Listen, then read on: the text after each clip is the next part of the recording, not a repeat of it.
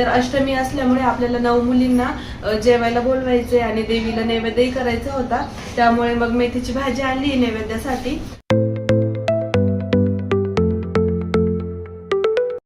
Hi hello good afternoon सगळ्यांना।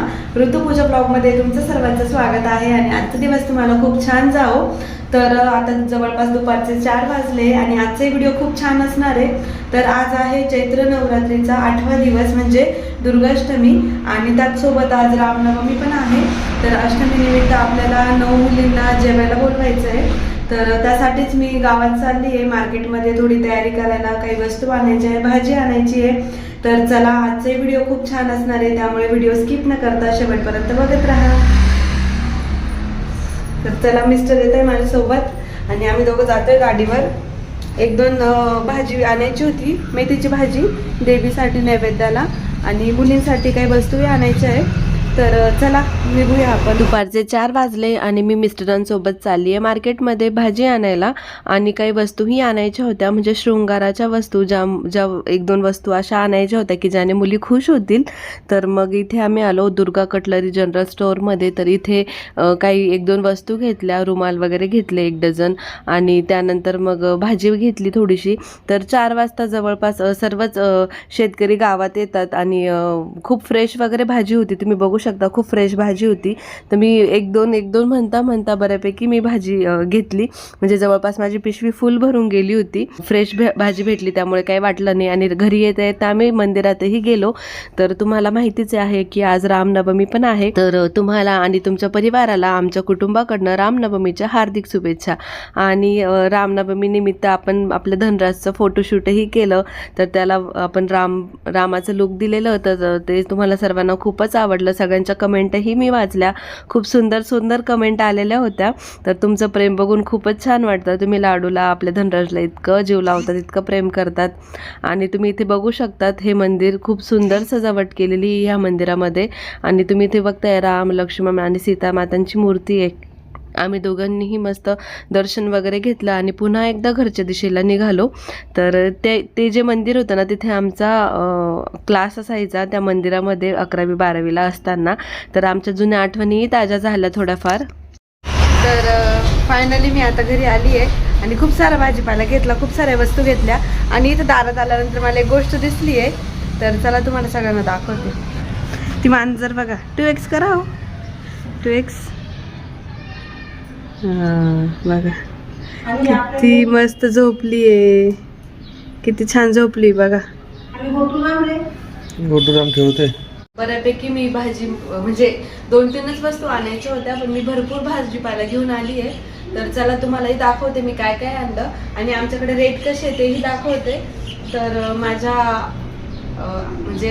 अवसानावर जाऊ नका, माझं डोकं वगैरे खूपच खराब झालंय, कारण ना लाडू खूप केस ओढतो आणि दिवसभरातून सारखं ते केस विंचरणं जमत नाही। तर मग मी अशीच साधी सिंपलच राहते, त्यामुळे कोणी असं ऑब्जेक्टिफाईड नका करू की असं जज नका करू हे असं ते तसं, कारण मागे पण 1-2 ताईंच्या कमेंट होत्या की डोळे खूपच बारीक झाले, अशी दिसते तशी दिसते वगैरे वगैरे। पण आता झोप होत नाही रात्रीची, लहान बाळ आहे, घरातलंही काम असतं, बाहेरचंही असतं, काही ना काही चालूच असतं। तर मग इतकं आवरायला आणि इतकं मेकअप करून घरात आपल्याला काही सजून धजून बसायचं नाहीये, कामही करायचे असतात, त्यामुळे मग मी इतकं आता आवरत नाही पहिल्यासारखं। तर जसं आहे तसं साधं सिंपल।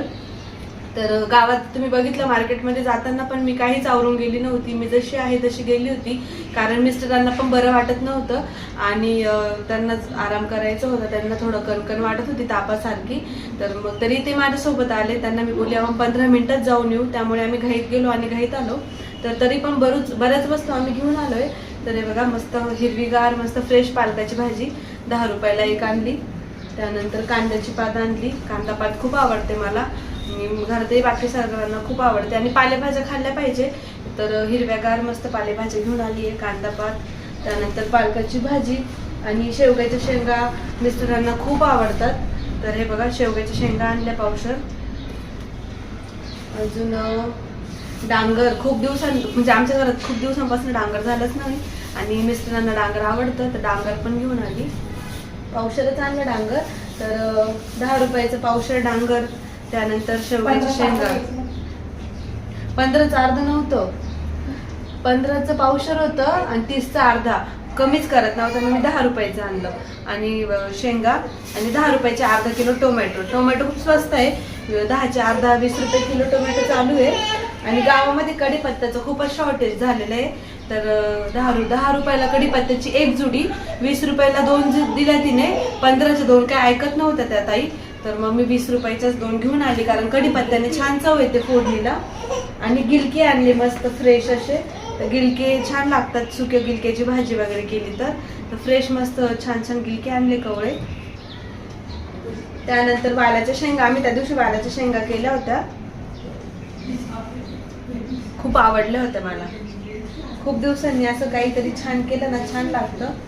त्यामुळे वालाच्या शेंगा पण घेऊन आले मी.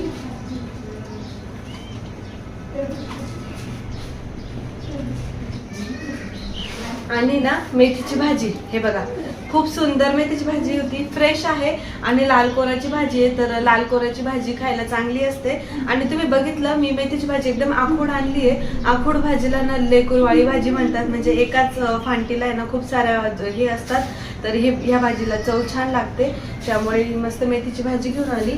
आणि मेथी आज अष्टमी आहे, म्हणजे जसं तुम्हाला माहिती की गुढीपाडवाच्या दिवशी चैत्र नवरात्री चालू होते. आणि आज अष्टमी आहे, म्हणजे दुर्गाष्टमी आणि चैत्र नवरात्रीचा 8वा दिवस. त्यासोबतच रामनवमी पण आहे. तर अष्टमी असल्यामुळे आपल्याला 9 मुलींना जेवायला बोलवायचे आणि देवीला नैवेद्यही करायचा होता. त्यामुळे मग मेथीची भाजी आणली नैवेद्यासाठी. तर एकदम फ्रेश भाजी आहे. तर मेथीची भाजी 20 रुपयाला होती. आणि कोथिंबीर, तर 15च्या 2 कोथिंबीरीच्या जुड्या. कोथिंबीर आहे थोडीशी, मेथी संपली.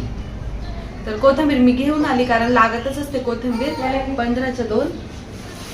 त्यानंतर बटाटे आणले, 2 किलो बटाटे आणले. 15 रुपये किलो बटाटे होते, तर 30 रुपयाचे 2 किलो. आणि 1 डझन रुमाल घेऊन आली मी, तर मुलींना द्यायला. आणि इकडे ना केळ पण आणलेलं आहे आईंनी, 1 डझन केळं, 1 डझन रुमाल. आणि मुलींना द्यायला एक छान अशी सिक्रेट वस्तू पण आहे, तर ती तुम्हाला पुढे दाखवेलच काय आहे ते. आणि माझा गल्ला जो आता चेपून गेलाय भाजीपाल्यामध्ये, पैसे टाकायला गल्ला घेऊन आली मी.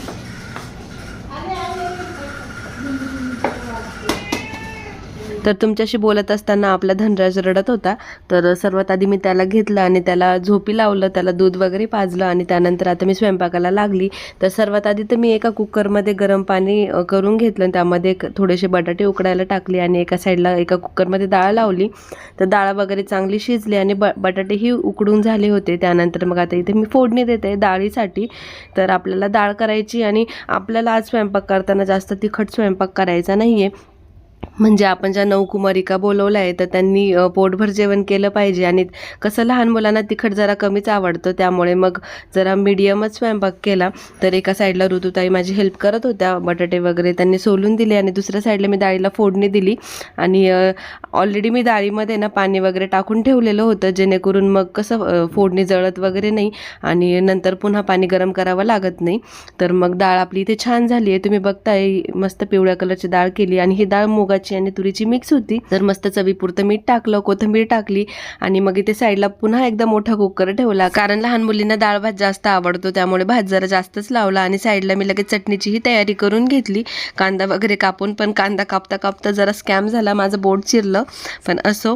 त्यानंतर मग ताईंनी तांदूळ वगैरे धुवून टाकले. तोवर मी माझ्या बोटाला हळद वगैरे लावली आणि बँडेज लावलं. आणि त्यानंतर पुन्हा आली. तर मग आपल्याला बटाट्याची चटणी करायची होती, तर चटणीलाही मी फोडणी दिली. तर मग इथे तुम्ही बघताय जिरे मोहरी वगैरे टाकली, कढीपत्ता टाकला, मस्त कांदा टाकला, लसूण टाकला. आणि मिरची ना मुली निवडून टाकतील, त्यामुळे मग आपली हिरवी मिरची काही जास्त तिखट नव्हती, पण मग म्हटलं थोडीशी दळून टाकू, जेणेकरून मुली मिरची निवडणार नाही. त्यामुळे मग थोडीशी मिरची, 2-3 लसणाच्या पाकड्या, जिरे मस्त दळले. आणि मग ते पुन्हा एकदा चटणीमध्ये टाकले. आणि छान कांदा असा गुलाबी होईपर्यंत छान परतून घेतला. त्यामध्ये हळद वगैरे टाकली, चवीपुरतं मीठ टाकलं. तर कांद्यामध्येच मीठ टाकलं टाकलं ना तर छान टेस्ट येते भाजीला, आणि वरतून बटाटे वगैरे टाकले, कोथिंबीर टाकली तर छान आपली चटणी रेडी होती. ह्या महिन्यामध्ये आपल्या यूट्यूब चॅनलला 1 वर्ष पूर्ण झालं. जसं तुम्हाला माहितीच असेल, तर खूप ताईंना आठवत असेल, गुढीपाडव्याला आपल्याला 1 वर्ष पूर्ण झालं. आणि मागच्या वर्षी गुढीपाडव्याच्या दिवशी आपण घटस्थापना केली होती चैत्र नवरात्रीची. तर आज दुर्गाष्टमी आहे, त्यामुळे आपल्या आई इथे ना दुर्गा सप्तशतीचा पाठ वाचताय आणि एका साईडला आमचा स्वयंपाकही चालू होता. मागच्या वर्षी चैत्र नवरात्रीला आपण घटस्थापना केलेली आणि मी देवी भागवत वाचलं होतं. तर ह्या वर्षी घटस्थापना करायची होती, पण काही कारणामुळे नाही करता आली. तुम्हाला माहितीच आहे, ताईंना कांजना झाल्या होत्या आणि मलाही पिरियड्स आले होते, त्यामुळे आम्हाला स्थापना नाही करता आली. पण मग म्हटलं आपण दुर्गाष्टमीला आपण 9 कुमारिकांना जेवायला नक्कीच बोलू. असं तर नैवेद्य म्हटलं ना तर सर्वात आधी आपण देवीसाठी मेथीची भाजी करतो. पण मग देवी भागवतमध्ये सर्वात जास्त महत्त्व खिरीचं सांगितलेलं होतं. त्यांनी सांगितलं होतं की पहिल्या दिवशी एका कुमारिकेला बोलवायचं, दुसऱ्या दिवशी 2, तिसऱ्या दिवशी 3, चौथ्या दिवशी 4, असं 9 दिवस करायचं असतं. आणि 8व्या दिवशी आपण 9 कुमारिकांना बोलून जेव घालू शकतो आणि 9व्या दिवशी पण जेवायला बोलवू शकतो. तर त्यामुळेच आज आम्ही खीर बनवली. आणि त्या पुस्तकात खरंच असं लिहिलेलं होतं की खीर ही शेवयांचीच असावी. तर शेवयांची खीर आम्ही केलेली आणि दरवेळेस आम्ही शेवयांचीच खीर करतो. तर जवळपास सायंकाळचे 6:30 वाजले होते आणि आमचा स्वयंपाक ऑलमोस्ट झालाच होता. आणि मी इथे बाहेर दाराजवळ रांगोळी काढते. रांगोळी काढत असताना लाडू माझ्या मांडीवर होता, खेळत होता. मग त्यामुळे आई त्याला घेऊन गेल्या घरात, कारण तो मला रांगोळी काढू देत नव्हता. त्यामुळे मी छोटीशी साधी सिंपलच रांगोळी आज काढली. पण मग रांगोळी काढल्याने आपली लक्ष्मी प्रसन्न होते. आणि आमची सवय आहे, आम्ही कायमच दारामध्ये दिवा लावतो. आपण पशुपतीनाथाचं व्रत करतो बघा, त्यातही सांगितलंय की पूजा झाल्यानंतर एक दिवा आपल्या दाराजवळ लावावा. तर आमची देवपूजा वगैरे झाली, तोवर आईंचं पाठ वगैरेही पूर्ण वाचून झाला आणि मग आम्ही सर्वांनी मिळून आरती केली. तर आरतीला तुम्ही बघताय आज आपली सई पण आलेली आहे. तर सई इकडेच होती सौरभ त्यांच्या घरी. तर तिला फोन करून मी बोलवलं होतं, तिला सोबतच बोलली छकुलीलाही घेऊन ये. आणि इथे बघताय आपला लाडू पण छान फ्रेश झाला, त्याला मस्त व्हाईट कुर्ता वेअर केला होता. तर आम्ही सर्वांनी मस्त आरती वगैरे केली. आणि मग आता मुलींना बोलवायचं होतं, तर मग आपली रिद्धी सर्व मुलींना बोलवायला गेलेली. तर तुम्ही बघताय काही मुली घरात आलेल्या होत्या आणि मुलींना मी बसवलं आधी, आणि त्यानंतर मग त्यांच्या ताटासमोर छान अशी रांगोळी काढायची होती. तर मी साधी सिंपलच रांगोळी काढली. तुम्ही बघताय असं ग्रीन कलरच्या रांगोळीने ना छान असं पान काढलं मी. तर ताट ठेवण्यासाठी छान असं सजावट म्हणून, कारण व्हाईट फरचीवर व्हाईट रांगोळी दिसली नसती, त्यामुळे थोडासा कॉन्ट्रास्ट कलर यूज केला. आणि एका साईडला मी परातीमध्ये मुलींना द्यायच्या काही वस्तू होत्या त्या काढल्या होत्या. रुमालामध्ये एक केळ, त्यानंतर एक छोटीशी तुम्ही बघताय छान अशी क्लिप होती आणि प्रत्येकी 11 रुपये दक्षिणा म्हणून ताटाला लावली होती. आणि सर्वात आधी सर्व मुलींना बसवलं आणि त्यांचं पूजन केलं, म्हणजे प्रत्येकीचे पाय धुतले आणि हळदी कुंकू लावलं. तर ह्या सगळ्या मुली आपल्या गल्लीतल्याच होत्या. तर लहानपणी आम्ही पण अशाच कन्यापूजनला जायचो प्रत्येक घरी. तर मग खूप छान वाटलं, लहानपणीचे दिवस आठवले. तर मस्त त्यांचं कन्यापूजन झालं. आणि एका साईडला ऋतुताईंनी देवांनाही नैवेद्य दाखवला. तर आम्ही काय करतो, देवांना छोटा नैवेद्य करत नाही, मोठंच ताट बनवतो, ते देवासमोर ठेवतो, देवांना नैवेद्य दाखवतो आणि काही वेळानंतर मग ते आपण स्वतः आपल्याला जेवायला घ्यायचं. तर असं आम्ही करत असतो. तर कन्यापूजन तर करायचंच होतं, त्यासोबत आपल्याला सुवासिनींना पण जेवायला बोलवायचं होतं. तर एक सुवासिनी आम्ही सांगितली होती, म्हणजे रिद्धीच्या मम्मींना आम्ही बोलवलेलं होतं. तर त्याही आल्या होत्या, तर त्यांचीही ओटी भरायची होती. तर मग मी इथे सर्व मुलींचं कन्यापूजन केलं, त्यांना वस्तूही दिल्या, त्यानंतर ताटाला दक्षिणाही लावली, पाया वगैरे पडलो आम्ही सगळेजण. तर असं म्हणतात ह्या 9 कुमारिका एका वयाच्या नसाव्यात, म्हणजे लहान मोठ्या असाव्यात. तर ह्या 9 तुम्हाला माहिती नसेल तर मी तुम्हाला नावं सांगते. 9 कुमारिकेंचं: कुमारी, त्रिमूर्ती, कल्याणी, रोहिणी, कालिका, चंडिका, शांभवी आणि दुर्गा आणि सुभद्रा, अशा ह्या 9 कुमारिका असतात. तर ह्या आपल्या परिवारातलं दुःख दारिद्र्य कमी करतात, म्हणजे आपल्याला सुख समृद्धी, रोगमुक्त जीवन, विद्या, ऐश्वर्य आणि म्हणजे विजय प्रदान करतात असं म्हटलं जातं. तर तुम्हाला इथे दिसतच असेल, रिद्धीच्या मम्मीजवळ अजून एक सुवासिनी आम्ही जेवायला बसवल्या होत्या, म्हणजे त्या रिद्धीच्या मामी आहेत आणि आमच्या मोठ्या बहिणी. तर त्या अचानक घरी आल्या. तर लक्ष्मी कोणाच्या रूपात येईल सांगता येत नाही, तर त्यांनाही आम्ही जेवायला बसवलं. तर तुम्हाला इथे सर्व मुली जेवायला बसलेल्या दिसतात. आणि एक मुलगी इथे सोफ्यावर बसली होती, ती एक्स्ट्रा होती. तर आधी 9 मुलींना बसवलं, त्यांनी एक घास खाल्ला आणि त्यानंतर मग आम्ही तिलाही बसवलं. तिलाही आम्ही फूल वगैरे आपण म्हणतो ना की शृंगाराच्या वस्तू दिल्या, तिचंही पूजन केलं आणि सर्वांना जेवायला बसवलं. सर्वांचं छान जेवण झालं, कन्यापूजनही छान झालं. आणि रिद्धीची मम्मी फिरायला गेल्या होत्या देवदर्शनाला, गणपतीपुळे, त्यानंतर कोल्हापूर वगैरे भरपूर ठिकाणी फिरल्या त्या 7-8 दिवस त्या फिरायला गेल्या होत्या. त्यामुळे रिद्धी ही तुम्हाला खूप दिवसांपासून दिसली नव्हती. तर आज त्या आलेल्या आणि त्या येताना आपल्या लाडूसाठी खूप साऱ्या खेळण्या घेऊन आल्या. तुम्ही बघताय खूप प्रकारचे खुळखुळे त्यांनी आणले आणि त्याचसोबत एक छोटासा हत्ती पण आणला. त्यांना माहिती होतं की आपल्या लाडूला हत्ती खूप आवडतो, तर त्यांनी हे बघा खूप छोटा क्यूट असा हत्ती आणलेला होता. आणि त्याचसोबत आम्हाला दोघींनाही वस्तू घेऊन आल्या होत्या त्या. तर अशा डिझायनर बांगड्या वगैरे घेऊन आल्या होत्या आणि ते तुम्हाला पुढे मी दाखवतेच. त्याआधी आम्ही त्यांच्या पाया पडलो दोघीही. तर त्या आम्हाला मोठ्याच आहेत आणि ह्या म्हणजे एक आमच्या बहिणी आहेत आणि एक ननंदबाई आहेत. तर तुम्ही इथे बघताय बघा दोघींनाही 2 बांगड्यांचे सेट घेऊन आल्या. त्यानंतर प्रसाद घेऊन आल्या, लाडूसाठी खेळणी, असं बरंच काही त्यांनी आणलेलं होतं. आणि आपला लाडूही मस्त खेळत होता. तर लाडू आपल्या रिद्धीचा भाऊ शोभतो. दोघंही मस्त गोलू मोलू आहेत. तर छान जेवण वगैरे झालं आणि सर्वजण मस्त गप्पा मारत बसले होते. तर इकडे बघा आपली रिद्धी सर्वांना चॉकलेट्स वाटते. तर तिने तिच्याकडनं सर्वांना चॉकलेट्स आणले होते आणि हा चॉकलेटचा डब्बा आहे ना तो तिच्या ऋतुमामीचा आहे. तर तिने स्पेशल ऋतुमामीसाठी चॉकलेटचा डब्बाही आणलेला होता. आणि मग त्यानंतर लाडूला घेतलं, खेळवलं, मस्त गप्पा मारल्या. ती लाडूला छान खेळवते. त्यानंतर मिस्टरही घरी आले, त्यांनाही जेवायला वाढलं. लाडूचा ड्रेस चेंज केला कारण आता झोपायची वेळ झाली होती. तर चला आजचं कन्यापूजन कसं झालं कमेंटमध्ये नक्की सांगा. व्हिडिओ आवडला असेल तर लाईक, शेअर आणि सबस्क्राईब करायला विसरू नका. पुन्हा भेटू उद्याच्या नवीन ब्लॉगमध्ये. तोपर्यंत सर्वांना बाय बाय आणि शुभरात्री.